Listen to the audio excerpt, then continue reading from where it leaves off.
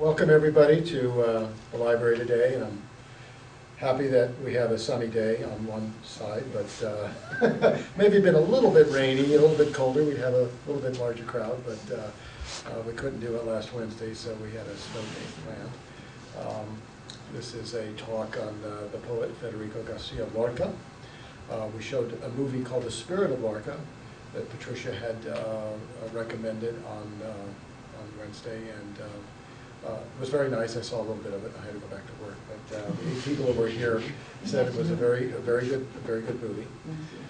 Keene State College has it, so if any of you would like to borrow it, please contact our reference librarian downstairs, and Jean can get it for you. And actually, I think it's even on YouTube in 3 different parts. I'm not sure about the legality of that, but it's there. So it's been 78 years since Lorca has died, and there's still great interest in his poetry and plays.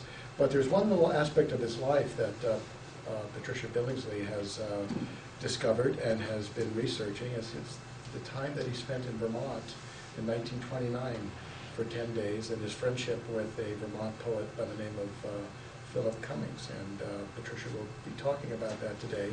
We have this wonderful display around the room that you'll be welcome to look at after the talk, and I think that probably Patricia will be bringing it back with her afterwards. But let me just tell you a little bit about Patricia. She has given lectures about Lorca and Cummings at the International Institute of Madrid, the City University of New York, and Smith College, and she co-curated an exhibit titled Lorca in Vermont with Christopher Mara that was at the CUNY Graduate Center in the spring of 2013. And her website about Cummings, philipcummings.net, I encourage you all to go there, it's a very nice website, has received already 3,500 visits since 2011.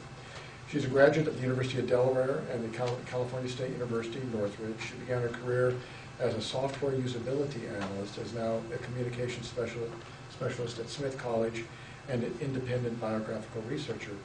And she's currently writing a book about Lorca in Vermont. So please welcome Patricia Billingsley. Thank you all so much for coming. I'm going to be speaking without notes so that you can focus on the screen. I have also photographs to share with you. Can everyone hear me all right? Yeah? Good. Okay. Well, and I want to tell you, I've given this talk before, but this is the first time to give it actually in the state of Vermont, which is where it belongs because it all happened here. So I'm delighted to be here. To give you a little bit of background of how I got started with all of this, I read a biography of Lorca written by Ian Gibson, which is sort of the definitive biography of his life, and enjoyed it immensely. And it had a few pages talking about this friend of Lorca's who was from Vermont, this young poet named Philip Cummings, and just a little bit about their time at Lake Eden, but hardly anything at all. And I was just, something caught my curiosity about this, wondering, how did this young guy from northern Vermont find his way to Spain? How did he meet Lorca? What was this connection all about? And I started doing a little bit of research and then a little bit more, and it just grew and grew and grew. And as I got to know more about Cummings' life, this is him as a 22-year-old, 21-year-old, and here he is about the age of 82 or so. I began to realize that from his perspective, even though he had a very long and kind of a life full of accomplishments in different ways, his relationship, his friendship with Lorca, he considered it the most important thing that had ever happened to him in his life. And I have come to believe that that's surely the case, and that it was important to Lorca as well in ways that people have not understood. So that's what I'm going to talk about today. So here they are, photographs about the time they met. They met in Madrid in a place called the Residencia de Estudiantes, which is sort of a college, the first secular college in Spain. where students came and lived there. They took classes locally, they took classes at the University of Madrid, but it was really a center of culture. And in the summer of 1928, Cummings, who was a student at Stetson University in Florida at the time, he went on a summer program to study Spanish in Madrid and stayed at the Residencia. Lorca was still living there, even though he had sort of finished a long time ago. He loved it there and stayed as long as he could. And the two met and became friends very quickly. And they had, for such disparate sorts of people, they really had a lot in common. They both loved poetry, they loved music, they loved the Spanish language. Cummings was sort of a language savant. He learned languages very quickly. And the other thing they had in common is that they were both young gay men at a time when this was just not at all anything that would be made public. This was obviously something they kept very private, but it was also a bond that they shared. So after Cummings left, he corresponded with Lorca for a while, just talked about how much he had enjoyed meeting him, hoping he would see him again. Lorca was not a very good correspondent, so it's not clear whether he ever wrote back, but they did stay in touch. And that fall, well, that was in the fall, but in the following spring, so this is the spring of 1929, Cummings was invited back to Spain, even though he hadn't yet graduated from college. He was just about to graduate. They awarded him his degree in absentia because the King of Spain, whom he had gotten to know, he was the ultimate schmoozer. He got to know everybody. The King of Spain invited him to come back and help out with teaching English at the University of Madrid. This was a time of great political turmoil in Spain. This is even, in the years leading up to the Spanish Civil War. And the teachers, the professors would frequently go on strike. And there was a strike at the moment, and they didn't have enough teachers, and so Cummings responded to this invitation and went back to Madrid. Now, during that time, so this is April and May and early June of 1929, Lorca had left Madrid and gone to Granada, which was his family home. So we don't know how they stayed in touch with each other during this time.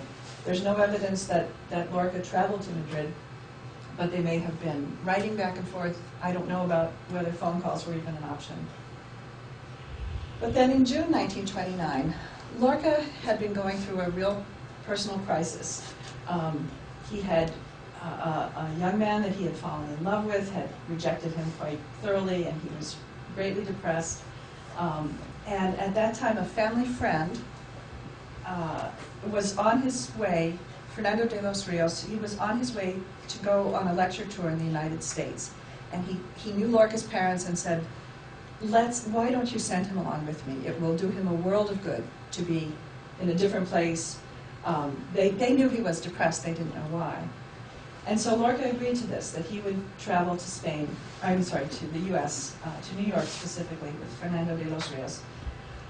And it just so happened, at least this was the story they always told, was that they just happened to find themselves on the same train to Paris.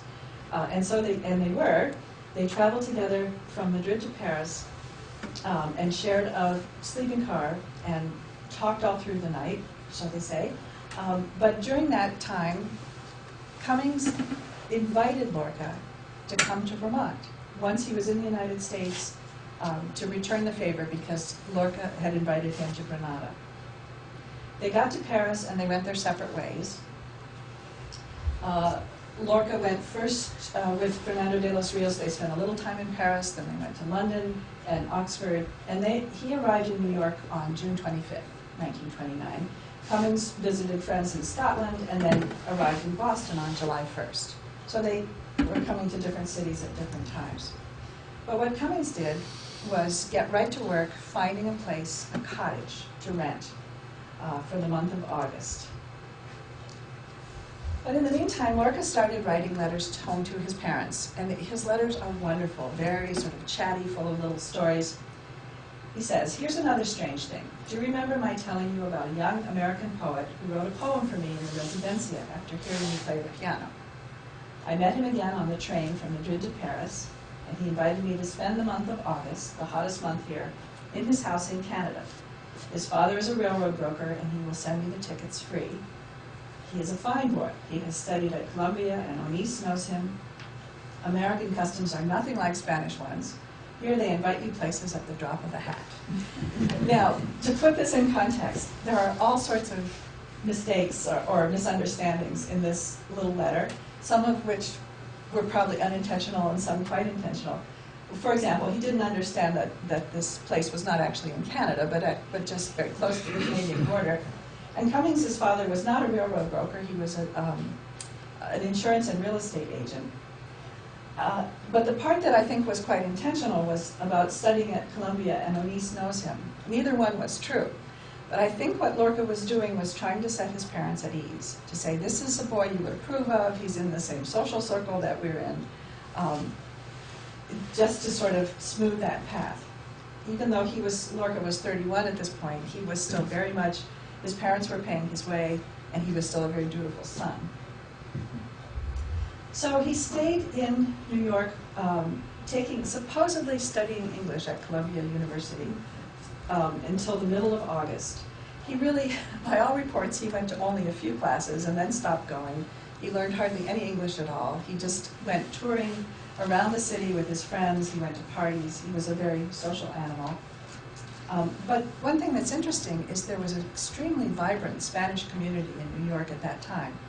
Most of the people he was with were actually people he had known in Madrid who had emigrated to the United States.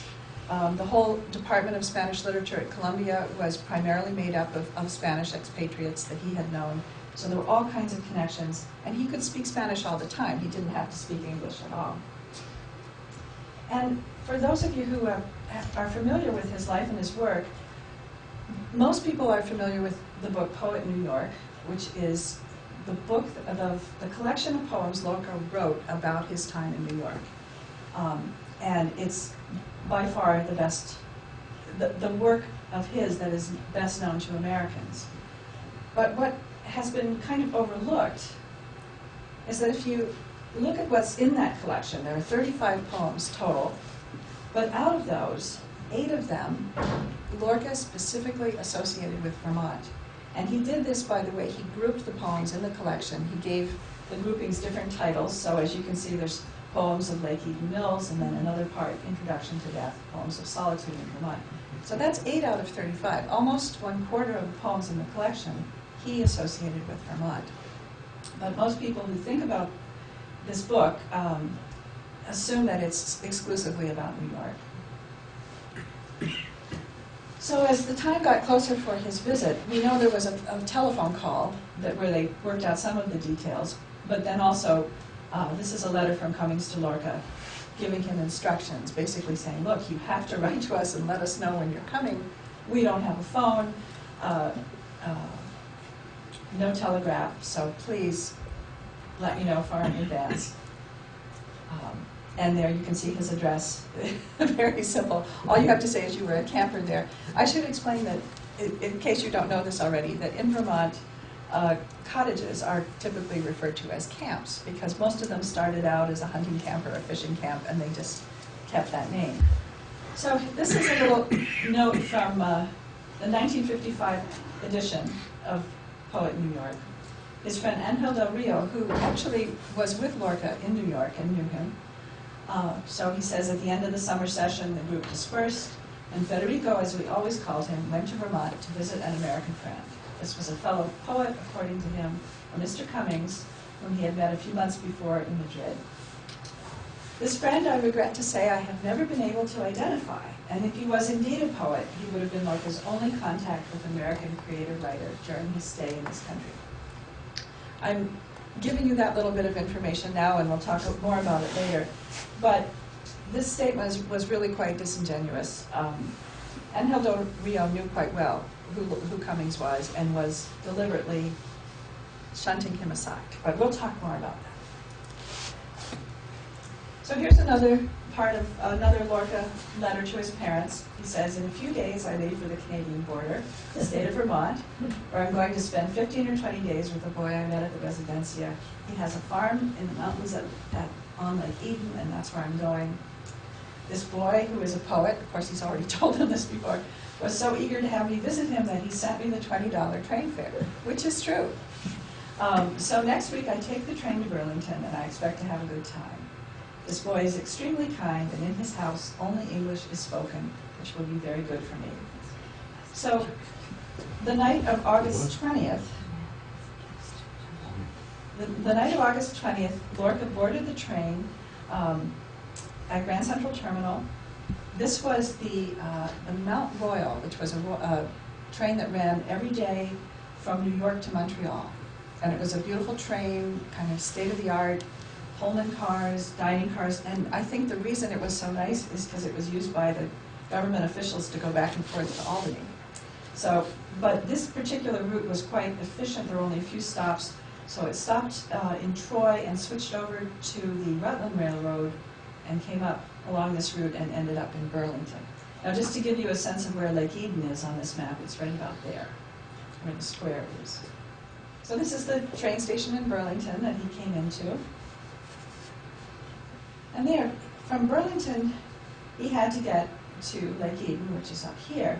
Now, it would have been possible for Cummings and his father to drive from Eden down to Burlington, of course, to pick him up. But the train came in at 5 in the morning. And the other option was for Lorca to wait in the waiting room for a little while and then take a small local train over to Waterbury. My guess is that that's what they did. And Cummings himself in later years was very inconsistent. Sometimes he said, we met him in Waterbury. Sometimes he said Montpelier Junction, which wouldn't have made a lot of sense. Sometimes Burlington. So I've settled on Waterbury. So that would have meant that Lorca traveled by train to here, and Cummings and his father went right down Route 100 through Stowe to Waterbury and met him at the station. And they would have been driving in a car, something like this. The family owned a Model T. This photo and then several others that are going to follow, I want to tell you a little bit about their history. Are you all familiar with the Farm Service Administration's program in the late 30s to document rural life in America? Yes, you are? That's good. Well, this was a government project to try and get a sense of how rural people were doing in the 30s, towards the end of the Depression years, actually middle of the Depression years. And the man who ran that program in D.C. was named Roy Emerson Stryker. Well, it just so happened that Stryker, and I haven't been able to figure out how or why, had a cottage on Lake Eden. He and his wife had purchased it in 1931. And so he would spend as many weeks as he could every summer at this lake. And he had a standing invitation to all the photographers in the program to come and visit him there, which they loved to do. The problem was, if they weren't taking photos, they didn't get paid. So it turns out that in that collection of these 1937 to 38 and 9 photos, there are a great many taken around the Lake Eden area, which is a wonderful boon for us. And they're all available online now on the Library of Congress website, all these photographs from all across the country. Dorothea Lange, for example, her photograph of the migrant mother is one of the photographers who was in this group. So as they drove north along Route 1, I don't believe, I'm sorry, 100, yes. Along Route 100, I don't know that this is the road, this is 100, but it would have looked very much like this. Just an open country road, and of course all sorts of agriculture in that area. Sheep farms were everywhere. It was still very much an unmechanized agriculture. People were doing things the way they had for a long time. And this would have really resonated with Lorca, who himself grew up on a farm outside Granada and didn't move into the city for several years. So the scenes that he was seeing around him would have been quite familiar. There's some young men out with their scythes. This is a gas-powered sawmill, just a portable sawmill. So all those scenes would have been greeting him as this was about 8:30 in the morning. They left Waterbury and headed north. And finally they came into the little town of Eden Mills, which is a suburb of the small town of Eden. They're both very small. And this is the road that leads off Route 100 towards the lake. So you go off the road around the corner, and this is the view that greets you of this beautiful lake, surrounded by hills. This is the first cottage you see, and it's obviously still there, but it was there then. And this is the camp or cottage that Lorca stayed in 1929. It's, the family that owns it it's very proud of its legacy, and they have kept it in absolutely beautiful shape. And I'll be taking you on a tour of it in just a minute. But here is the same place in 1929. This is Lorca to his parents. I'm now at the prettiest place in the U.S., next to a huge lake in the midst of a northern forest. The ferns, toadstools, and moss come spilling down from the mountains to the lake. Which is a lovely thing to say. Now, of course, he had not been anywhere else except New York prior to this, so he didn't really have a frame of reference, but he loved it. And you can see, I think if I go back, see that those columns are very distinctive. And this, I believe, is the only cottage on the lake that has this type of architecture. It's quite lovely. And I'll explain who all these other people are in just a minute. I want to draw your attention to this sign up here, which we'll focus in on. And what it says is, "Do come in," which is, you know, a classic sort of cottage name. But Lorca loved this, and he wrote to his parents, "Outside, over the totally American-looking portico with its little columns, is a sign saying, 'Do come in,' which means, more or less, 'Venga aquí, por favor.' It is truly naive and delightful." And this really made an impression on him, because on several of the poems he wrote there, he dated his manuscripts and included the fact that they were written at the Cabana they Do Come In, Eden Mills, Vermont. So, just to give you a sense of what Lake Eden, its topography, this is Route 100 running pretty much north-south, so we're heading north up here, a little bit northeast. The lake is kind of a double lake, which is fascinating. There's one long component here and then a shorter one here in this little opening between the two where you can boat through. And the cottage is right, let's see, where are we? Okay, it's right on this little bend here. This is where the road goes closest to the lake shore, and the cottage is on that circle. And here's another view that's even shows you more the shape of the lake. And this is Mount Norris right here. These are the Lowell Mountains, which if you've gone up there recently, you'll know that they have windmills all along the top of them. And Mount Belvedere is over here. So here's Route 100 again, and this is the place where it goes close to the shore, and this is the little bend where the camp was. Now, most people, if they know about this episode in Lorca's life at all, they know that he was there with Philip Cummings. But they were not alone. It wasn't just the two of them. They were there with members of Philip's family. And Lorca wrote about them. The family is charming. They are three very tall people, Puritans with blonde hair, like the people one sees in Tom Mix movies, but very gentle and very affectionate in a serious, distinguished way. So here we have Philip, of course. We have Lorca. He wasn't really that much shorter. He was just sitting down. This is Philip's mother, Addie, and her sister, Carrie, who was with them, and Carrie's daughter, Edna. So these two are cousins. And they each had their histories and their trials that they were dealing with at that point. Addie was having a lot of issues with her husband, and we'll talk about those in a minute. Carrie had just lost her husband about a year before and was really in quite a deep depression herself. And Edna surely had to have been feeling that too, having just lost her father. So I think that they were invited there to get a break from, they lived outside of Boston, to give them a break and to try and give them a change of scene as well. But when we look at all these photographs that are taken of the people, the family grouping, you have to ask yourself, well, who took those photos? And that would have been Philip's father, Harry, who was there only periodically because he was still working in Hardwick, which is the town where they lived, during the week, and so he would come out on the weekends and spend some time, but not a lot of time. So if you think about this little group of people, Philip and Federico were the only two who spoke Spanish. So they essentially had a private language that they could use themselves to communicate, to say whatever they wanted to each other.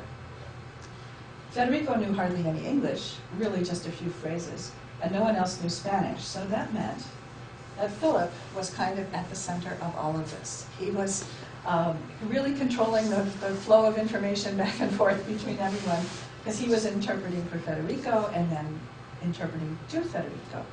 So really, he had a great deal of freedom.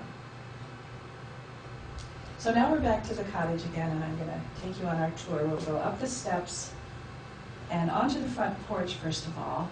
It's a beautiful open porch. You can look south down the lake towards one end and north. This is looking north towards the Lowell Mountains, across the longer span of the lake. Inside, it's like a traditional camp. It's very rustic, just unfinished boards on the inside, as you can see here. And the family, this ice chest used to be in the kitchen, and it was surely there when Lorca and Cummings were there. The family uses it as just a storage cupboard, but they're very attuned to the history of the place. They still have their cast iron sink. And just to show you, this is a photo from that same FSA collection where a woman is working in exactly the same kind of sink. But notice she has a faucet. There was no faucet. They just had a hand pump in the kitchen, and that's how they got their water. And it was that way into the 50s. Talking with the family who's owned it since the 50s, that hand pump was there. They had no electricity, no phone service, no radio, of course. Now this is more of a heating stove, but they would have done all their cooking on a wood stove. So you might realize that Cummings used to present this to people as giving his mother a break from her daily routine. But anyone who's gone to a cottage and tried to cook and clean under these sort of much more rustic circumstances knows that it's pretty challenging. But they did it. And I'm sure that she and her sister and Edna enjoyed their time together very much. So you go up the stairs. It's a two-story building. And you notice there's a window right at the top of the stairs. And you can sort of see that there's a little light shining through there, and that's because it used to be a door. That door had a gangplank out the back that's very steep behind the cottage, and it went over to the hillside. And it led, well, you can get a better sense of how steep it is in this little walkway, and it was to the outhouse. So that was part of the rustic quality of the place. The outhouse was there. And I just wanted to share this with you. This is from the FSA collection as well. I just thought this was a very interesting parallel with the leaning outhouse with a bridge. So now I want to draw your attention to the sleeping porch. There are two sleeping porches up above. The family now uses this center one as a sleeping porch as well. But at the time, it was more like an upstairs living room. And there's a great big plate glass window that looks out onto the lake. So during bad weather, they could sit either inside or outside and still get their view of the lake. So here you can see, just to give you a sense, this is the stairwell and the little walkway out to the outhouse. And here were the two sleeping porches. So my assumption is that Edna would have had her own porch. Carrie would be here, Addie here. These ones were much more finished bedrooms. And that Philip would have been in this sleeping porch. And I'll tell you why I think that in just a second.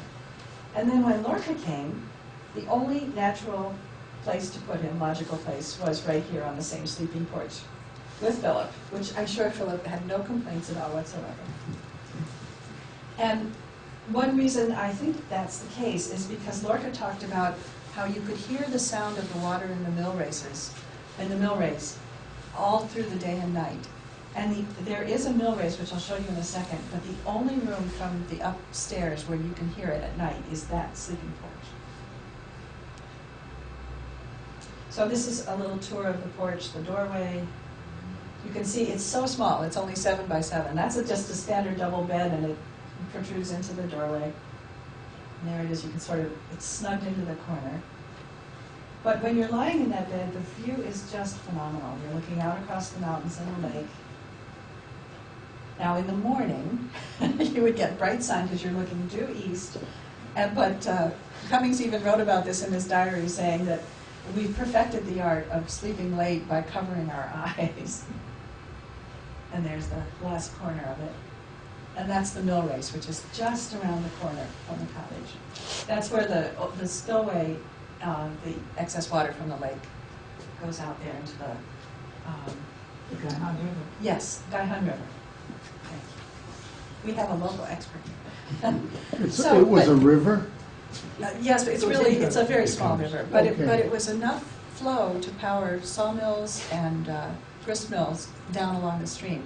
That's why you have the town of Eden, which was the agricultural center, and then Eden Mills, which is where all the mills were. It's a biblical reference. The Gahan flows out of Eden. Oh, I didn't know that. That's wonderful. So that's where they got the name. Well, but Lorca and Cummings spent a lot of time just hiking around, roaming the fields and forests together. They went out on the lake, but they also did things with other people around the community. So this young fellow was Frank Ruggles. He was the son of the people who owned the Wayside. Wayside. Yes, exactly. And he was a West Point, he was a cadet at West Point, home for the summer, and he was a little bit younger than Cummings, just by a couple of years, and they became friends. And they went hiking together. So here, this is the Wayside. This is how what Route 100 used to look like. This is actually a fairly old picture of the Wayside. But here's a little, this is more about the time that Lorca and Cummings were there. They had gotten a gas pump, and they had built on a whole dance pavilion, which And was roller skating too. and roller skating too, okay. But it was very popular. And this is just, again, around the corner from where Lorca was. Cummings and Frank Ruggles climbed Mount Norris, which is at the north end of the lake. It's not clear whether Lorca went with them on that hike, but I suspect not. He was not a big walker or hiker. He had a little limp in one leg and just was not a big physical fitness kind of guy. So I don't think he went on that hike. There's Mount Norris today, more forested than it was then. And they also, Frank and Philip, I think before Lorca got there, did another big hike. We're looking across the lake, which you can't really see, over to Mount Belvedere. And this white scar on the side of the mountain was the old asbestos mine. Now there's a newer one that is huge and all Asbestos? asbestos, Uh-huh. yes. The slag heap. Yes, there's a giant slag heap. It's very sad, really, the way they destroyed that mountain. But this was the original asbestos mine, which at this point had been abandoned. They came to the end of the seam and they stopped. But it was still there, visible from far away. And Cummings and Frank hiked all the way up and over on what was part of the Long Trail, which was a brand new trail in Vermont then. So, but it so happened that right around, well, it's hard to tell, at the base of the asbestos mine there was an abandoned village, because at one point that was a thriving little mining community. And they made several expeditions there to visit the abandoned village. So here is Cummings with Edna and Lorca at the abandoned village.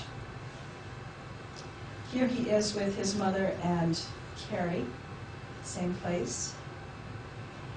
And this one, which is a little fuzzier, he's with a different person. This is a woman named, well, I'm not positive whether this is Elizabeth or Dorothea Tyler. I think it's Elizabeth.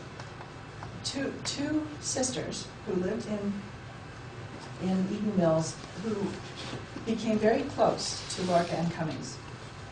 I'm going to talk a bit more about them because they're quite interesting. So Cummings got to know them before Lorca arrived. There were about 20 days. He had about 20 days at Lake Eden before Lorca came up on the train. So he did a lot of scouting, figured out where he wanted to take his friend, what he wanted to show him, who he wanted to introduce him to. And these sisters were really a high point. They were retired school teachers who had bought an old abandoned farm and were trying to make the most of it. This is out on North Road. I don't know, you may recognize it when we get to the next picture. So this is Cummings writing in his diary. When I reached this hilltop farm, one of the sisters, the younger, was busy on her stone wall. Across the entire front lawn at the road edge, she has built a strong stone wall. This disturbs the hill people. They think it may make the snow drift into the road, so comment is caustic on this fine wall. Cummings wrote quite a bit about the town's reaction to these sisters. They didn't understand at all why they would try and take an old farm and bring it back to life, particularly since they were two women and they didn't have any farm skills. They really did. They were city women who had just sort of decided to do this. They had inherited some money. But the thing that's interesting about them is that they were 21 years apart in age. And I know that they grew up in the same household together, but my suspicion is that they were really mother and daughter, and that for a number of reasons, kind of looking at their history, they stayed together their entire lives, neither one ever married, and I think that this was sort of the family secret, that they were really mother and daughter.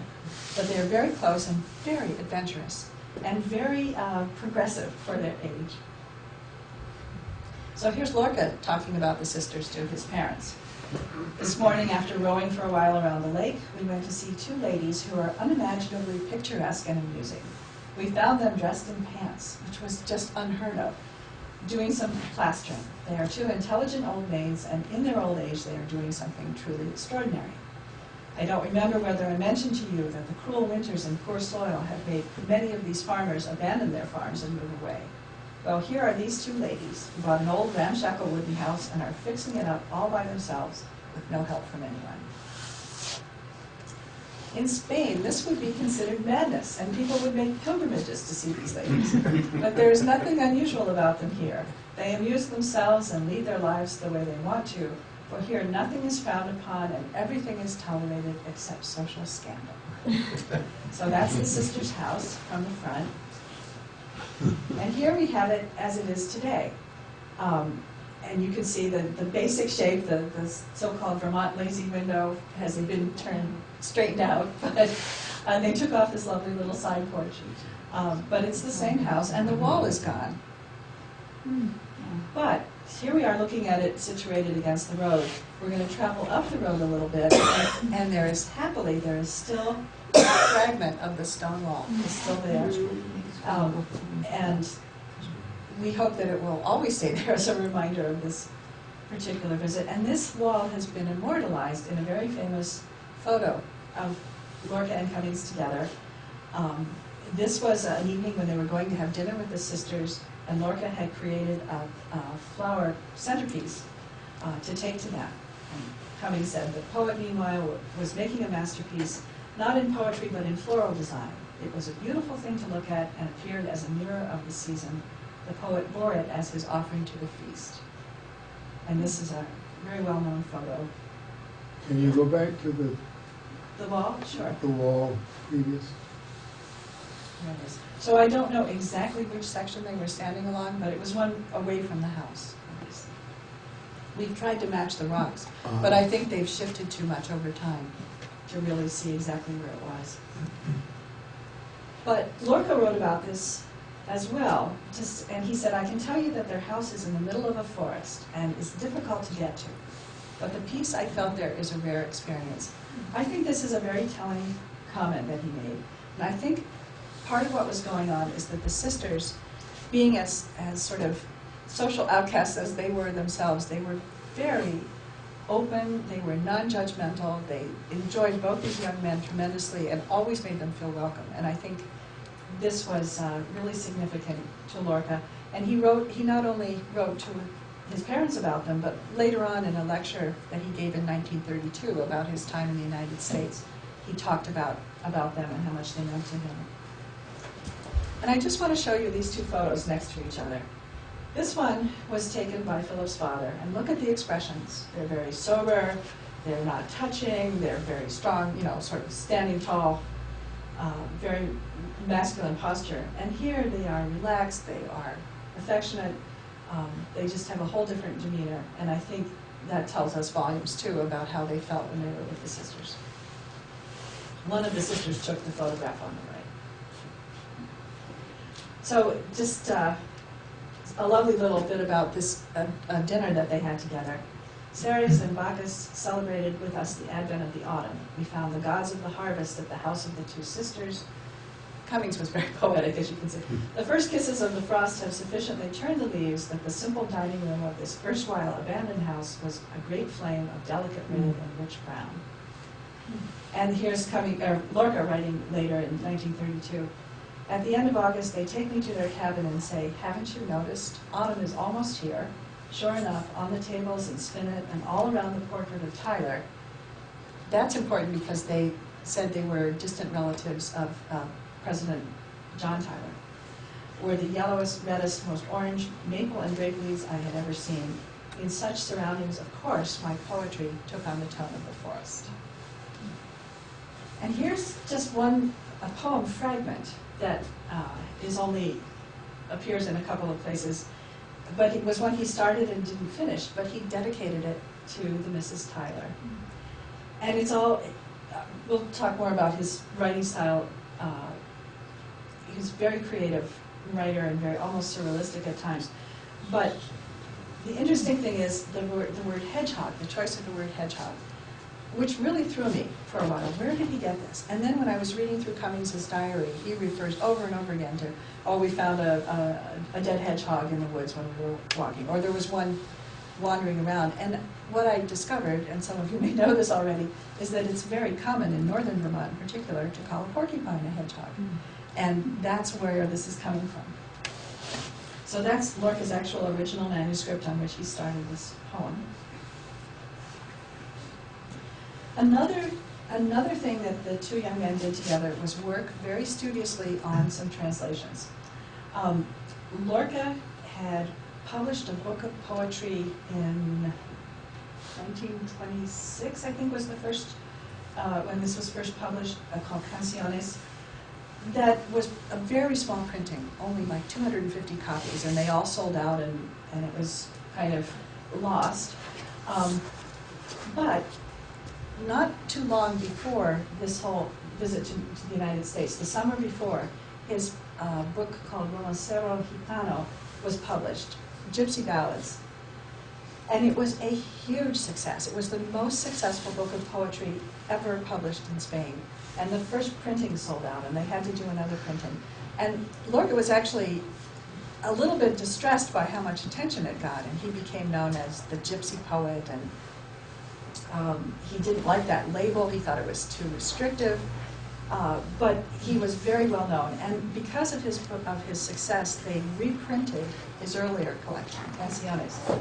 And it had just come out, but it was published in Madrid about 2 weeks after he left for the United States. So he didn't have copies with him, and it was very frustrating to him.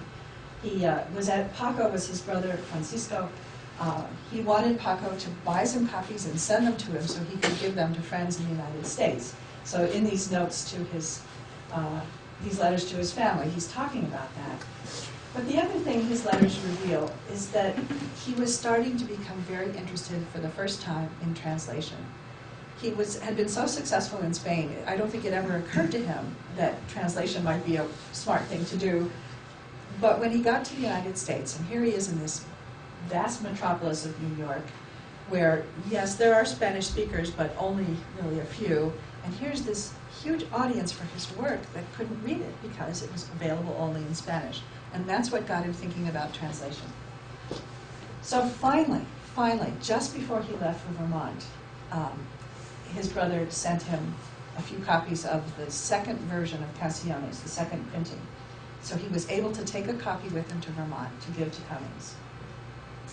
This is what the frontispiece of the second edition looked like from 1929. And this is the inscribed copy that he gave to Philip Cummings. It says in translation, "To my dear friend Philip Cummings, fond memories of my stay at your cabin in Vermont," from 1929. Well, this was not just intended as a gift. It was actually an invitation as well to translate the 85 poems in this collection, which were all very short, into English. And Cummings had translated some of his poems before for his Spanish class at college. So Lorca knew that he was interested in translation. This is Cummings later in life, 1974, saying, "To my mind, the best product of those days, besides my several picture records of Federico Garcia Lorca and my personal memories, is the translation of Canciones, which I pecked out on my father's old Oliver typewriter on the porch of our camp at Eden Lake." Well, we actually have now a photograph, 2 photographs of them working together on the porch of Lake Eden, working on the translations. And this is one of the most exciting things that happened to me in the course of my research. A year and a half ago, John? Yes, we went to Madrid so I could do some research on Philip Cummings' time in Spain. And we went, of course, to the Lorca archives that are at the Residencia in Madrid. And they knew I was coming, and they brought out a stack of all the photographs that were taken, known photographs taken of Lorca in the United States. And I had seen most of them in books before, but it was just so much fun to see the real photograph and see greater detail. So I'm flipping through this stack, and suddenly I came to this photograph, and I thought, I have never seen this anywhere. And I flipped it over, and it said, this is Lorca with his friend Angel del Rio in the Catskills. And I thought, no, it isn't. I know exactly where this is. And I was just sort of brimming with excitement and talked to the archivist about this and what it really was. And they have since relabeled it and given me permission to publish it on my website, which was all very exciting. But here we have the porch that you've already seen in other photos. First, they're working away here. Lorca is perched on the railing, which is nice and wide, easy to sit on. Cummings is on in a rocking chair, actually, and the typewriter's balanced on the railing too. And they're working away. And what I think happened is someone, and I don't know who, possibly Philip's father, possibly his cousin, walked out onto the porch and snapped their photo. They were very caught up in their work, and they looked up, and the photographer snapped again, walked forward, so this one is closer, and you can see in this one, Cummings is actually looking at the camera, and Lorca, has raised his head. So they were really deeply concentrating at the time the first photograph was taken. So this makes it all just come alive, for me anyway. Very, very wonderful. So that was the translation project. They worked on it for the whole time that they were together, the 10 days that they were together, and they actually completed all 85 poems. They must have really worked hard because they did a lot of other things beside. For example, they took some excursions away from Eden Mills. They went up to Newport, Vermont, which is right at the southern tip of Lake Memphremagog, and another excursion down to, not exactly Waterbury, but to Moortown, which I'll talk about in a minute. This is the postcard that Lorca sent home to his family from Lake Memphremagog, and the text up there is what he wrote on the back, in Spanish, of course. I love the part, the words across the bottom of the card make it look a bit smaller, but you can see its greatness and serenity. And this is taken from the eastern shore of Lake Memphremagog, almost up to the Canadian border. The border runs right through that. It does. It runs right through it. About a third of the lake is in the U.S. and 2/3 in Quebec. The island nearest is Black Island. Mm-hmm. Oh, is that? That's what my friend's last name. So that was about 20 miles north, and they went 40 miles south to the little town of Moortown, which is just south of Waterbury, where there was a very active talc mine, Eastern Magnesia Talc Company. Now, Cummings wrote about visiting a talc mine in his diary, and it turns out there were lots of talc operations around, including in Johnson. But we know for sure that this is the one they visited, and I'll tell you why. Here's the excerpt from Cummings' diary. He says, "We went into the mine. Very cool air met us, and it seemed to get colder as we walked into the shaft, which is horizontal. On and on we went along the slippery track into the heart of the mountain. The walls glistened pale greenish-white in the electric light glare. We came back out and went to the cutting room, where the talc is cut by saws into little square shapes and also into pencils for marking fine marbles. That is the clue as to which mine it was, because it turns out that only the Moortown mine had a high enough grade of talc that it could be cut into crayons. The pencils or crayons have to be particularly strong, and so this was the only one in Vermont that had that quality of talc. So. Now, we know from this diary entry that this made a big impression on Cummings, and he wrote about it. But do we have any indication that it affected Lorca as well? Well, we do. Are you familiar with the term concordance? Do people know what a concordance is? Yes. Okay, some yes, some no. For those who don't, it's where someone takes the entire work of a poet or playwright or writer and does an analysis of how often individual words are used across their entire body of work. And this has been done for Lorca's plays and for his poetry. And in his entire poetic oeuvre, the only two places where he ever uses the word talc are these two poems. One of which is dated 28 August 1929, and the other one is his double poem of Lake Eden, which we'll be seeing quite a bit more of in a minute. So I'd have to say that it made an impression on him as well. Now there's one mystery about their visits, their travels. Here they were in Eden Mills, and they went as far north as Newport and as far south as Waterbury and Moortown. They never once went to Hardwick, which is just 15 miles away. And that's where Cummings had grown up, where his parents lived. Why would they not go to visit his hometown? You would think that if you have a friend visiting from across the ocean, you would certainly want to show them your hometown. Well, my theory is based on Philip's father and what was happening with him. This is the house where the family was living at that time, obviously shown in winter. They had fallen on hard times. They had their own house in a very sort of more prestigious part of town, but at this point they were renting the upper floor of this house from Harry's brother, who owned this building. So clearly their circumstances had changed dramatically since the time that Philip was started going to college. Here's the house today. It's still there, still going strong. And I think the clue lies in Harry's death certificate. Harry died in 1934, so just 5 years after this episode. He was still a relatively young man, just in his 50s. And he died from general paralysis of the insane. Does anyone know what that means? Has anyone ever heard of that before? Syphilis. It is, exactly. It was sort of medical speak for syphilis. It was what you would put on a death certificate to sort of spare the family the actual diagnosis.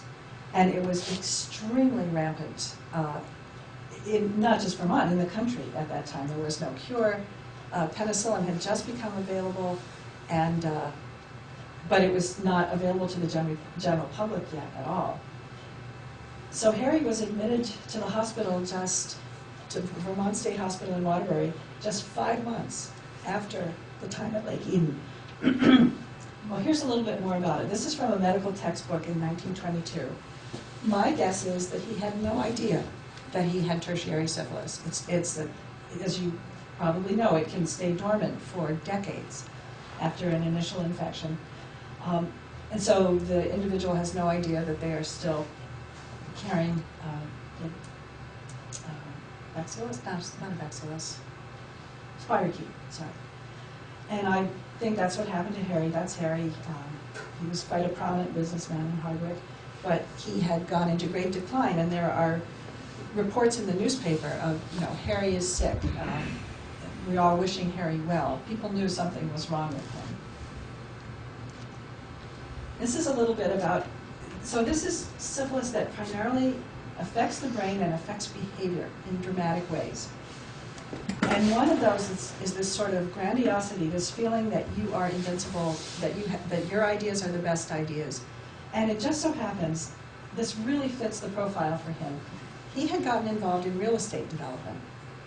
He invested a lot of money in Florida real estate, for example. There was the first real estate boom in the country was in the 1920s in Florida. And Harry invested and lost a great deal of money in Florida real estate. And when he came back from Florida, before the bottom had fallen out of the market, he actually started a real estate development project in Greensboro, Vermont, which is just a little bit away from Hardwick, and it's where Caspian Lake is, to have a vacation community along the shores of Caspian Lake. Well, it did not happen, and a lot of people lost money, not just the Cummings family, but he had convinced a lot of people in town to invest as well. And my guess is that they were really on the outs in Hardwick, and that it would not be a place where Cummings would want to take his friend Lorca because the family was just sort of pariahs at that point, at least his father, and it would have been very hard. So, and Lorca, of course, would have had no idea that he was anywhere near Cummings' hometown. And so, as I say, just a few months later, Harry declined to the point where he had to be admitted to the Vermont State Hospital in Waterbury. And I talked with a woman who was the head nurse there in the 50s. And she had started, of course, a couple of decades earlier, and she said when she first started working there, 1,000 out of 1,500 patients were suffering from tertiary syphilis. It was that endemic. And we're so glad those days are over, but it was... And the hospital is still there today, used primarily for administrative offices. So if you think about what effect this all might have had on Lorca himself, he's coming into this family where they're very cordial and welcoming to him, but we have Addie, who had to be incredibly worried about her husband. She would have noticed all these changes in his behavior. We have Carrie, who was depressed over the loss of her husband. Just a lot of sadness and discontent in the family at that time. It had to have some effect on him. And he himself was starting to feel some nostalgia and some melancholy because he'd been in the heart of the city with all this activity around him all the time, people, parties, and here he's suddenly coming to a quiet place and all his homesickness came to the fore. And he talks about the atmosphere reminds me of my childhood in Dunwood. That was a little country estate the family had that was, again, out in the middle of nowhere, very quiet, very calm. And that was affecting his mood. And every once in a while, a little bit darker side comes through in his letters. He's cold, and in the dark, leaden water of the lake, it is impossible to distinguish the reflection from the things reflected. This was to his parents, but then to Angel del Rio, who was more of a friend, he says, the woods and lakes immerse me in a hardly bearable state of poetic desperation. I write all day, and at night I feel drained. So I'm going to show you some stanzas from this wonderful poem called Double Poem of Lady that was obviously written right there. But when I gave this presentation recently, a friend of mine said, I wasn't prepared for what his poetry was like. You need to explain more. So to give you a little bit of a lead into it, I love this quote from Eliot. Poets have other interests besides poetry, otherwise their poetry would be very empty. They are poets because their dominant interest has been in turning their experience and their thinking into poetry. But Lorca had this wonderful genius of taking this vast set of impressions and doing wonderfully creative things with them, in very personal. This is the first page of the manuscript of Poema Doble, and the whole thing is up on the wall at the back, if you want to see what that manuscript looked like. But it'll be there after. So I have the Spanish at the top and the English at the bottom. I'll just read the English. Begins with a little epigraph from Garcila's Lasso. Our cattle graze, the wind sends forth its breath. So this is the first verse. It was the voice I had before, ignorant of the dense and bitter sap, the one that came lapping at my feet beneath the moist and fragile ferns. This notion of the voice I had before keeps coming back in this poem, and my interpretation is that working on the Canciones project with Cummings in particular reminded him of who he was back in the early 20s when he was writing those initial poems, when his life was simpler, he was happier. There's a lot of sadness and melancholy in this poem. Now I'm skipping stanzas, and I hope you will go and read the entire poem, but it's a lovely poem. But this is really a cry for his freedom. I want neither world nor dream, divine voice. I want my liberty, my human love. In the darkest corner of the breeze no one wants, my human love. He wants to be able to love who he wants to love and do so openly. Now, this is the 9th stanza. This is the original way he wrote it and gave to a friend in Cuba in 1930. You can see he puts his own name into the poem. I want to cry, saying my name, Federico Lorca, on the shore of this lake, to speak truly as a man of blood, filling in myself the mockery and suggestive power of the word. But he changed it. When it was first published in 1933 as a standalone poem, he took out his own name. It was almost too confessional, too He private. took out what? He took out his own name. If we go back, the part in red is where he had his name, and then he replaced it with Rose, Child, and Fur on the shore of this lake. It was just too revealing. The 9th stanza. No, I'm not asking. I'm telling you what I want. My liberated voice lapping at my hands. In the labyrinth of folding screens, my nakedness receives the punishing moon and the clock covered with ash. And this is the last verse. I was speaking that way. I was speaking that way when Saturn stopped the trains, and the fog and the dream and death were looking for me. Looking for me where cattle with the little feet of a page bellow, and my body floats between contrary equilibriums. There's all kinds of symbolism in this poem, but also a lot of references to exactly what he was seeing around him in Vermont, and what it evoked for him.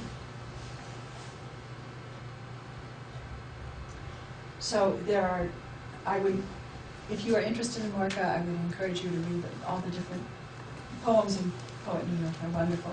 That's the only one I'm going to go into it in any detail, but now we're back to Philip's diary, because after this time together came to an end, and he wrote that their last dinner with the Tyler sisters. This feast was filled with a certain pathos.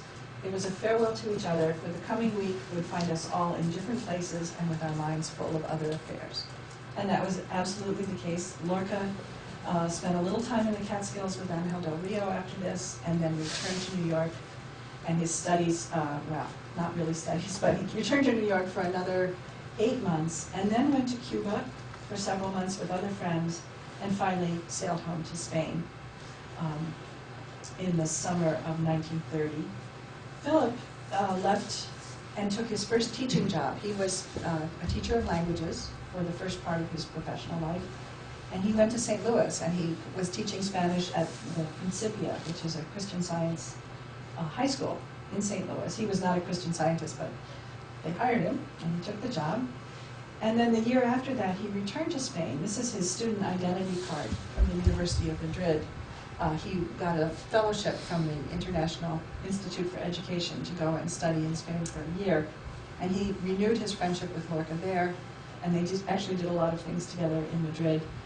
But that came to an end quite abruptly because of the political situation. There was a great turning against the royal family. It had actually been on its way for a while, but the political situation was getting so heated that Cummings was advised to go home. They brought in all their scholarship students and said, it's really not safe, you need to return to the United States. And just a couple of weeks later, King Alfonso stepped down from the throne and left the country. So, and for Philip, this had a particular issue because he was very connected to the royal family. He, as I say, he was a schmoozer extraordinaire, and he had been introduced at court. He became a friend of the king, a friend of the Duke of Alba. He was tutoring the children of the royal family in England. So he was associated with them, and it was even more dangerous for him to stay there.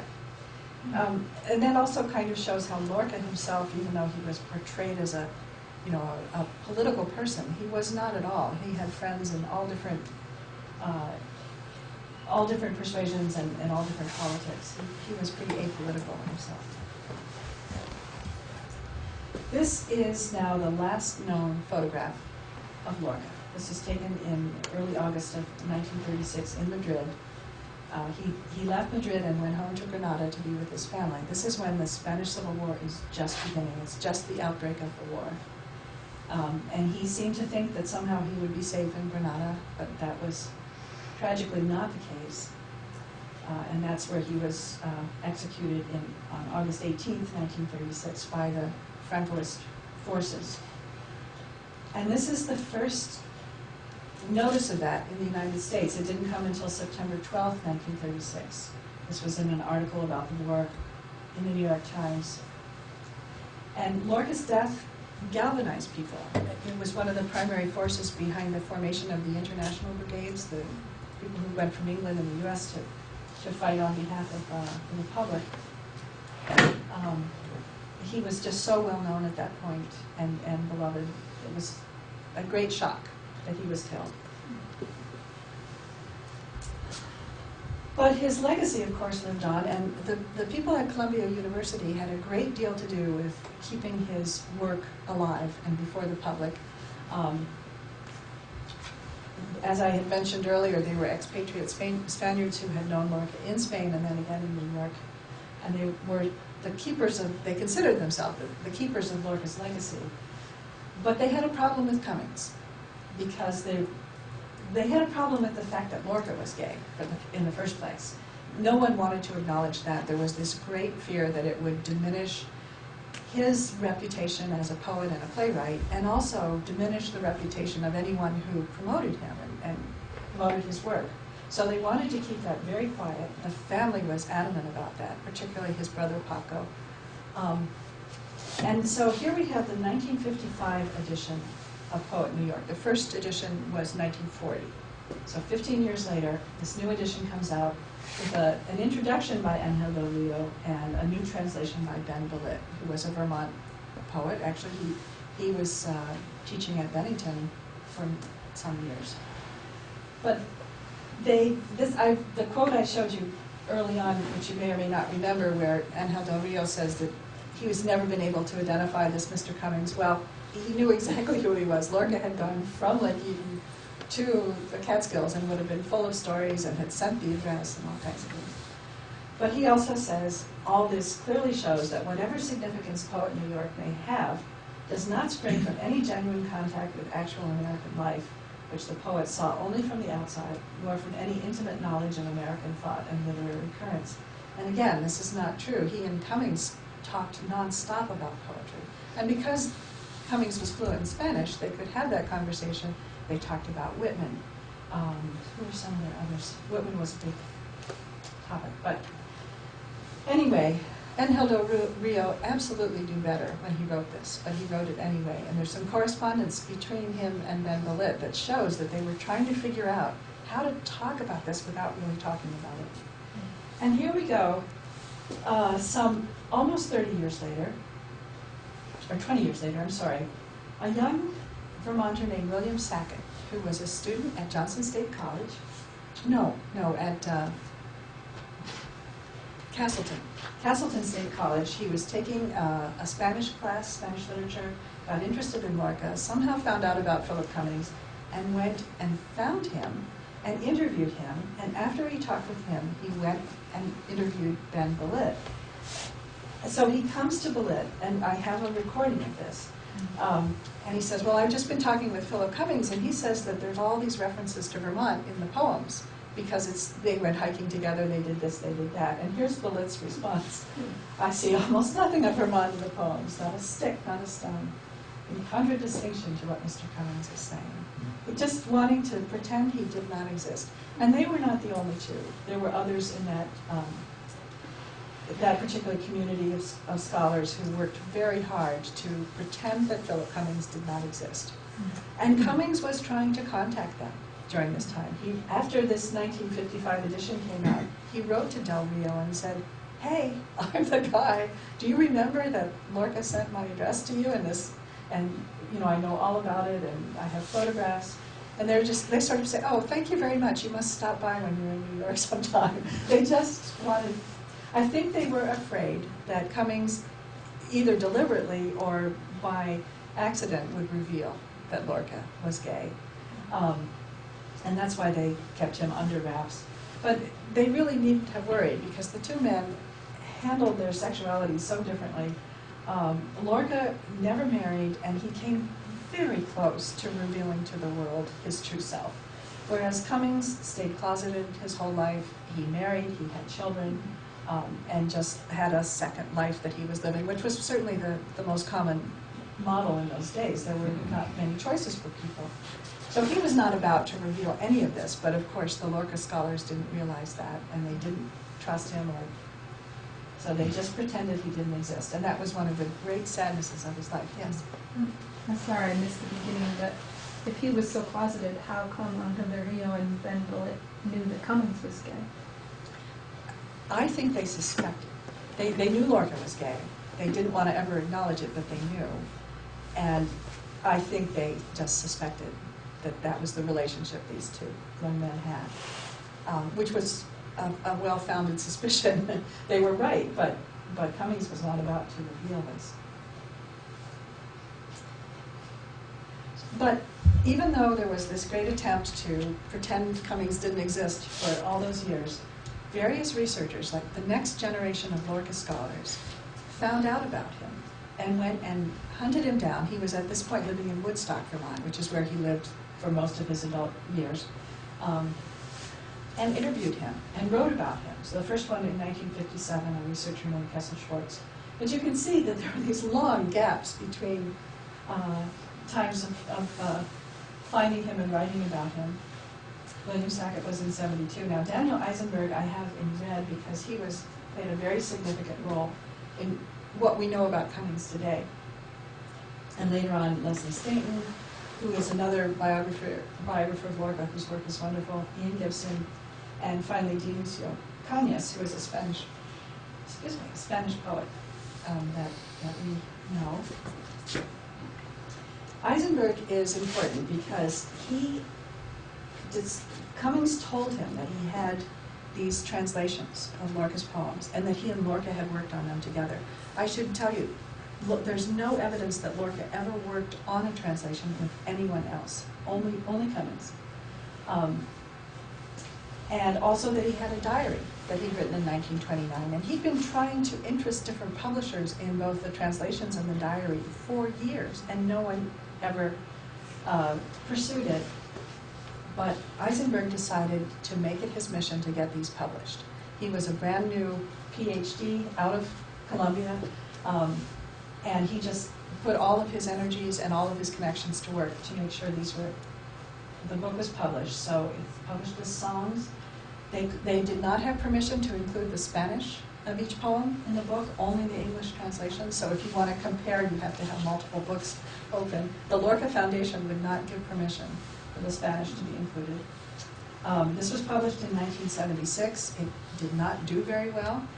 You can still find it. I have a couple of copies that I have in there that I've gotten through eBay or other online bookseller sites. They're out there. Some libraries still have it. But it's kind of unfortunate, particularly because of the diary. The diary is like a day-by-day account, from Cummings' perspective, of course, of that month of August and what they did. And it's extremely helpful from a research perspective. And here is Cummings in his 70s. I think this was taken when he was, Mildred Adams is one of the people on that list. She was a journalist for the New York Times, and she had known Lorca in Spain and also spent time with him when he was in New York. And she wrote a biography of Lorca after his death and found out about Cummings through just a very happenstance kind of connection, contacted him, went and visited him, and he took her and her husband to Lake Eaton to show them where he had been. And this is the stone wall again, with Cummings standing by himself. I find this very poignant because he's alone doing this.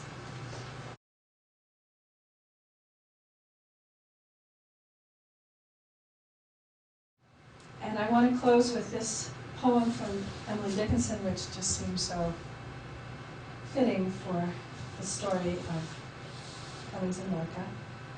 That they could never go back to that really idyllic 10 days that they spent together in Vermont. That not only was a lovely time for them, but was really quite significant for Lorca's work going forward as well. So that's the end of my talk. I would be happy to answer any questions or any points of discussion people want to bring up.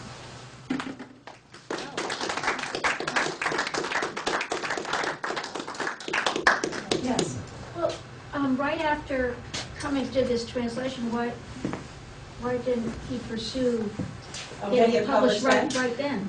Well, he actually gave it to his mother and put it, he just had these loose sheets of paper, they were typewritten, but it was, he just left it in Hardwick because he had to go off to St. Louis to do his first teaching job. I don't think he thought of it as, he didn't think of it as something that was going to be published, obviously, at that point. It was just sort of a project the two of them had done together. But later on, it had all this other significance. What really opened this window for you? What kicked this off? It's sort of hard to explain. Well, as I said, I read the biography of Lorca by Ian Gibson, which is a wonderful, extremely detailed account of almost Lorca's life minute by minute. And this story about the young man from Vermont just captured my imagination. It seems so out of context because he had no other close American friends. He had very few, maybe one or two non-Spaniards who were close friends. There was an English fellow he was close to. So this was just out of the blue, this young Vermonter, and I thought, who was this guy? How did he get into this story? And that's what got me going. And I think, well, my husband John is back there, has been with me from the beginning. And as I started looking for more information about Cummings, I kept finding more and more and more. For one thing, he was a great letter writer, and some of his letters are in archives all across the country, because he would correspond with different writers, and he wrote some essays. I also got to know his family, one of his daughters, and she gave me a whole box of his personal papers that she hadn't even looked at, and photographs that they just didn't put any weight on this in the family. Yes? Do the canciones have music with them? No, they don't. He called them that, we think, because they were based on songs for children that Spanish children would sing, but he, of course, took these little almost folk songs and transformed them into something very different, but they still have that sort of simple, childlike quality to it. Yes? I have heard poems of Garcia Lorca being torn into songs. Oh, yes, yes. Did you know of any in particular? Well, Leonard Cohen has written, what is it, Little Viennese Waltz? Leonard Cohen is a great fan of Lorca's and took at least one of his poems and turned it into a song. Lots of musicians have. And in fact, we just went a couple of weeks ago to Philadelphia. There's an opera about the death of Lorca. It's relatively new. It doesn't really take his words and turn them into music, but it's all very musical. He was a very musical guy himself. He played the piano beautifully. In fact, he wanted to be a professional pianist, and his father said, no, that's not acceptable. Lorca? Lorca, Yeah. yes. And he was a close friend of Manuel de Falla, the Spanish composer. And he was surrounded by music all the time. And Cummings also was a great lover of classical music, so they had that bond of the music. What was the Leonard Cohen song? I think it's called Take This Waltz, I think is the song. Oh, yeah. Yeah. In fact, he named his daughter Lorca in her honor, or in his honor. Yes, Jared? I don't want to be too morbid, but could you say something about the way he was killed? I thought I had read that he was thrown off a balcony. No, But he was shot. actually was shot. He was shot. He would, with two other men who had all been rounded up together at the same time. Firing squad, Firing squad, yeah. execution. And it's still hugely controversial in Spain because... So he was an activist then at that point? No, he wasn't. He No. was just associated with that group of people. He was considered so dangerous that Franco banned mention of his name in any publication or presentation of his work until I think the late 50s was the first time some plays were performed again. Because he was an emblem of freedom, a free, sort of progressive Free spirit. Free spirit, absolutely. But he hadn't been an activist before. Well, No. Cummings was in the other camp. Well, yes, Cummings was, he kind of swayed with the wind. Yeah, right. And he had a friend in the King, and he enjoyed that connection. But Lorca was pretty much apolitical. But he was with artists and poets all the time, and they tended to be more political. But what I was going to say about the controversy that continues to this day of where was he buried? Can we find the site where he was buried in this mass grave? And there have been different attempts to exhume the body. So far, none successful, but the family has fought it, the government has fought it, because it brings up all these wounds that are still there from the Spanish Civil War. It's still a very hard topic in Spain for people to deal with. We actually met a woman in Granada who thinks that Lorca's father may have had enough political influence, even though he was not among the Francoists, that he was able to get the body and bury it at the family home outside of Granada. She said a lot of people in Granada believe that, and they think that's why his body's never been found, but all of it is hypothesis. Any other questions? The poems are very musical in the way that it's not showing the translation in English, the way it's in Spanish. I know. Were they rhyming or blank?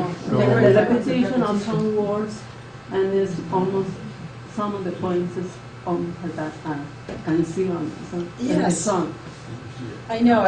This whole project, well, one of the things this has done is I am still a very rudimentary speaker and reader of Spanish, but I knew nothing about Spanish before I started this.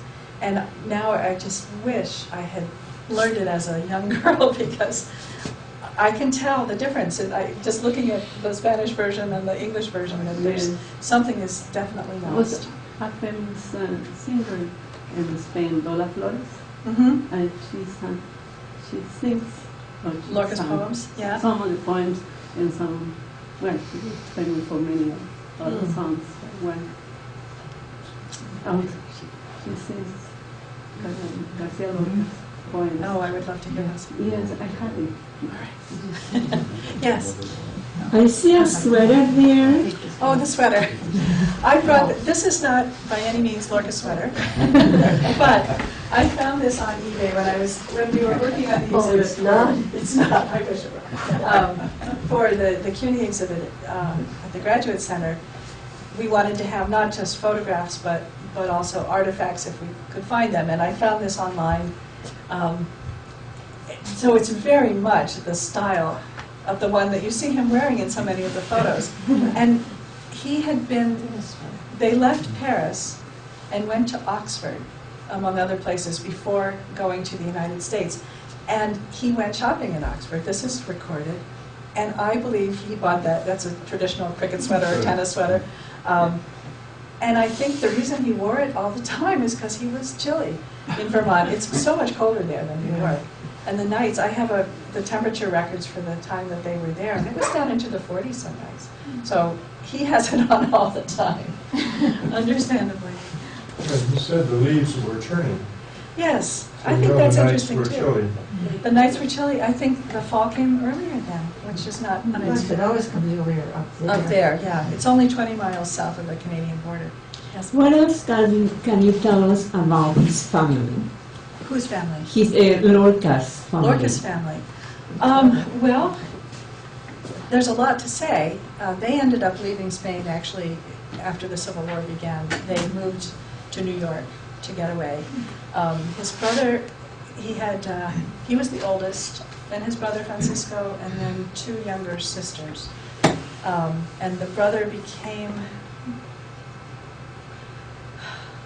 he was trained as a lawyer, and he became sort of an administrator, and he became the one who was managed the archives and the estate. And he was deeply homophobic and also extremely concerned about the family reputation. So everyone was afraid of him.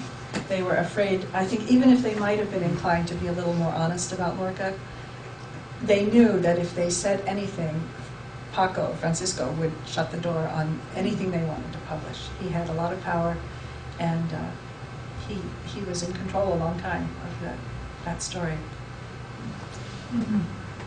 Where did the family get the money to move to New York Is this a and leading allow question? Lorca to be This is my husband who knows this whole story. an artist instead of a worker? Well, it's actually quite interesting how the family got their wealth. They were a wealthy, successful landowning family outside of Granada and had a lot of agricultural, different crops, including sugar beets. And then in 1898, when the Spanish-American War happened and Spain lost Cuba as a result of that war, the terms of surrender, Cuba had been their source of sugar. And suddenly, sugar beet production became incredibly profitable. And his father turned all their fields over to sugar beets, and that's where the family's money came from. And that, because they were wealthy and they moved into the city of Granada, that meant that Lorca could be something as unprofitable as a poet. He was allowed to be a poet only because the family had that kind of wealth. And a playwright. And a playwright, yes. He's not a piano player. No, the reason, and a piano player, you'd say, well, if he can be a poet, why not a piano player? There was an uncle in the family who had been a professional musician and was always struggling financially and always going to Lorca's father for money, and that's why the father said, no, you cannot be a musician of any sort. So, but he always loved the piano. His plays were so well known that in Williamsburg, Massachusetts, the Hampshire Regional High School that Oh, we all do you went to, remember? they put on his play Last Blood Wedding. summer, right here in Brattleboro, the youth theater did a performance of Blood Wedding, and it was quite wonderful. So his plays and his poetry are still just as much in the public eye as they ever were. And the exhibit in New York that I contributed to was part of this citywide Lorca in New York festival that happened last spring. That was a range of plays and musical performances and poetry readings all across the city, and then a much bigger display at the New York Public Library about Lorca's history. That was just wonderful, and it got something like 40,000 visitors in 3 months. They had Lorca's guitar there, and they had his letters, actually there in this beautiful exhibit space. Why is the last name Lorca, not Garcia? Because it was. Well, what I normally you It's would supposed refer to be the father's last name first. Yes, and what I've read is that the reason that people refer to him so routinely as Lorca rather than Garcia Lorca, even though in a lot of library listings you'll see his works as Garcia Lorca, it's because Garcia was such a common name and Lorca was so unique. And so it was adopted by everyone, even his The friends. stage name. But it was a shorter Yeah. form. Yeah, Jerry. Well, when is your book coming out? I don't know. It's been in progress a long time, and it keeps shifting as I go. But it is my goal to finish it, and to also in such a form that I can use a lot of the photographs that I have, because I think they really help tell the story and make it real for people. Do you have a title for the book? It's the same as I have given here, Echoes of Eden. Federico Garcia Lorca and Philip Cummings. That's the working title. Well, thank you all so much for coming and listening on this Sunday day.